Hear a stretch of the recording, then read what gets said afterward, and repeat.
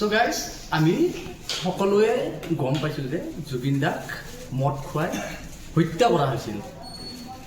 SITৰ তথ্য অনুসৰি জুবিন দাৰ লগত যেইকেইজন মানুহ গৈছিল, সিদ্ধাৰ্থ, শ্যাম কানু আৰু অমৃত প্ৰভা, এই তিনিওজনে প্লেনিং কৰি মদ খুৱাই জুবিন দাক ছিংগাপুৰত হত্যা কৰা হৈছিল।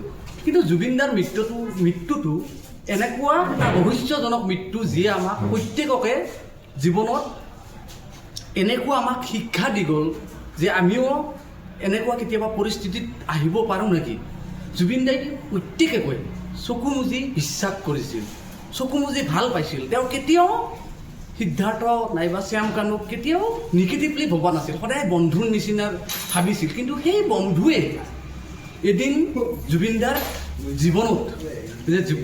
দাৰ জীৱনলৈ কাল অমানিশা হৈ নামি আহিল। গতিকে আমি প্ৰত্যেকেই সজাগ আৰু সচেতন হোৱা উচিত যে আমি যিমান যি নহ'লেও আমি কেতিয়াও এজন অচিনাকি ব্যক্তিক আমি কেতিয়াও চকু মুজি কেতিয়াও বিশ্বাস কৰিব নালাগে আৰু কাকো হিচাপতকৈ বেছি ভাল পাব নালাগে। গতিকে ধন্যবাদ গাইজ। আকৌ মই নতুন ভিডিঅ'ত আপোনালোকক লগ পাম, এনেকুৱা ভাল কথা আপোনালোকক শ্বেয়াৰ কৰিম। চ' আজিলৈকে থেংক ইউ, ধন্যবাদ।